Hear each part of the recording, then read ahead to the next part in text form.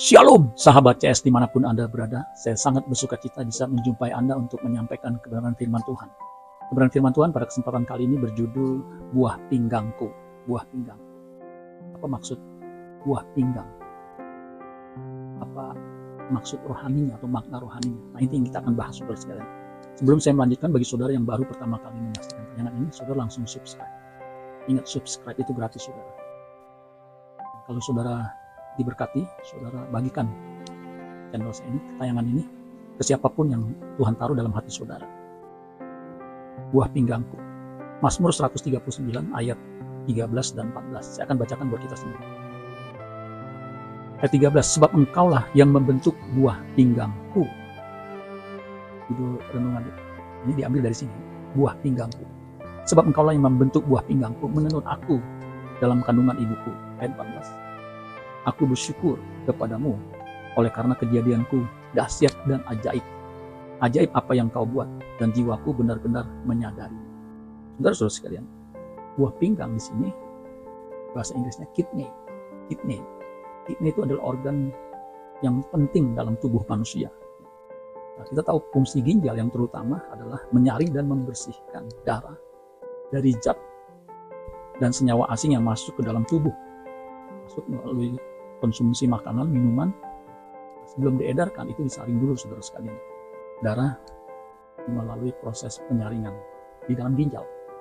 Nah, yang menarik kata ginjal di sini dari kata Ibrani kilya. Kilya secara letteral, secara hurufiah itu artinya kidney. Jadi kilya itu secara letteral memang kidney, ginjal. Yang tadi saya jelaskan punya fungsi untuk menyaring. Nah, kilya secara figuratif itu artinya seat of emotion and affection. Jadi sebagai tempat dari emosi dan kasih sayang. Jadi kilya itu artinya tempat untuk emosi dan kasih sayang. Nah, kilya juga artinya rain. Rain itu kekang, tali kekang. Makanya beberapa terjemahan seperti terjemahan net, kata kilya itu diartikan sebagai mind. Jadi kekang, rain, itu diterjemahkan sebagai pikiran, mind, yang mengendalikan manusia. Itu memang pikiran saudara sekalian. Makanya terjemahan net mengatakan di ayat 13, certainly you made my mind and heart. Jadi kidney di situ diterjemahkan menjadi mind and heart, pikiran dan hati. You wove me together in my mother's womb. Jadi saudara sekalian, kidney secara figuratif artinya pikiran dan hati atau perasaan. Ya. Nah, yang membuat manusia itu dahsyat adalah karena makhluk itu mempunyai komponen pikiran dan hati atau pikiran dan perasaan. Nah, pikiran dan perasaan ini komponen yang ada dalam diri Allah yang dihembuskan kepada manusia ketika manusia itu diciptakan dari debu dan tanah. Makanya baiklah kita menjadikan manusia menurut gambar dan rupa kita. Nah, gambar di situ adalah komponen yang ada dalam diri Allah, yaitu pikiran dan perasaan. Pikiran perasaan ini yang melahirkan atau yang memproduksi kehendak. Jadi hanya manusia yang punya pikiran perasaan yang memiliki kehendak. Sedangkan makhluk lain meskipun punya ginjal atau punya otak, tapi dia tidak punya yang namanya selen demut, gambar dan rupa Allah. Saudara sekalian, jadi hanya manusia yang punya komponen gambar Allah. Kejadian 1:26. Nah, komponen ini penting saudara sekalian. Kalau komponen ini tidak ada dalam diri manusia, yaitu pikiran perasaan, dia tidak bisa memiliki kehendak seperti yang dimiliki oleh Allah. Ya. Jadi betapa pentingnya manusia, bukan hanya fisik, tetapi juga yang namanya pikiran perasaan. Nah, komponen ini tidak bisa tidak harus ada dalam diri manusia. Jadi komposisi manusia itu harus ada komponen yang namanya selen demut, pikiran perasaan atau kidney ini, kilya ini saudara. Jadi komposisi itu susunan terakhir, sedangkan komponen itu bagian dari manusia yang menyusun atau yang membentuk manusia. Nah, sedangkan komposisi itu susunannya yang terdiri dari komponen-komponen. Ya. Jadi saudara sekalian, manusia itu memiliki komponen yang terpenting, yaitu pikiran perasaan atau jiwa. Jiwa. Makanya pikiran, perasaan itu bisa disatu artikan sebagai jiwa.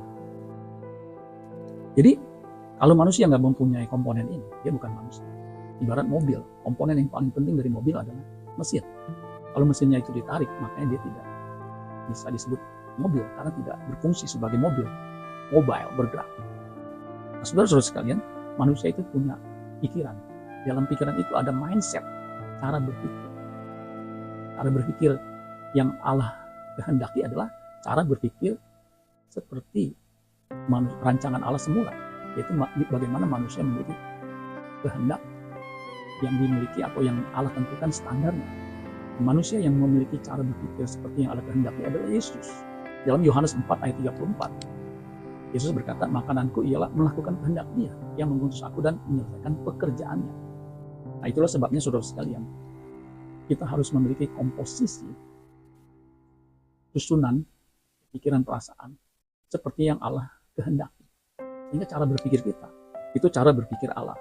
Kita harus membentuk pikiran kita itu seperti yang Allah kehendaki. Di dalam Filipi pasal yang ke-2 ayat 5 dikatakan begini, hendaklah kamu dalam hidupmu bersama menaruh pikiran dan perasaan yang terdapat juga dalam Kristus Yesus. Pikiran di sini dari bahasa Yunani-nya proneo. Oleh Lembaga Alkitab Indonesia, proneo itu diterjemahkan menjadi pikiran dan perasaan. Itu betul, saudara sekalian. Jadi dalam diri manusia memang ada komponen yang namanya pikiran dan perasaan. Ayat 6, yang walaupun dalam rupa Allah tidak menganggap kesetaraan dengan Allah itu sebagai milik yang harus dipertahankan. 7, melainkan telah mengosongkan dirinya sendiri dan mengambil rupa seorang hamba dan menjadi sama dengan manusia. Ayat 8, dan dalam keadaan sebagai manusia, ia telah merendahkan dirinya dan taat sampai mati, bahkan sampai mati di kayu salib. Jadi saudara sekalian, Yesus sebagai manusia sepenuhnya seperti saudara dan saya, itu belajar taat sampai mati, bahkan sampai mati di kayu salib. Itu yang Allah kehendaki. Hanya ketika di Taman Getsemani dia berkata, bukan kehendakku yang jadi, melainkan kehendakku yang jadi. Ayat 9, itulah sebabnya Allah sangat meninggikan dia dan mengaruniakan kepadanya nama di atas segala nama. Ayat 10, supaya dalam nama Yesus bertekuk lutut segala yang ada di langit dan yang ada di atas bumi dan yang ada di bawah bumi. Ayat terakhir 11, dan segala lidah mengaku Yesus Kristus adalah Tuhan bagi kemuliaan Allah. Jadi saudara sekalian, buah pinggang yang Tuhan ingin kita bentuk, yang Tuhan bentuk, itu agar memiliki keserupaan dengan Kristus. Itulah sebabnya kita harus menjadi serupa dengan Kristus. Dalam hal apa? Dalam hal gairahnya, semangatnya, cara berpikirnya. Seperti dikatakan Matius pasal 5 ayat 48, hendaklah kamu sempurna, sama seperti Bapa di surga sempurna. Apanya yang sempurna? Apanya yang harus dicapai? Yaitu cara berpikir. Bagaimana hidup berkenan di hadapan Bapa di surga. Amin buat firman Tuhan. Tuhan Yesus memberkati. Sola Gracia.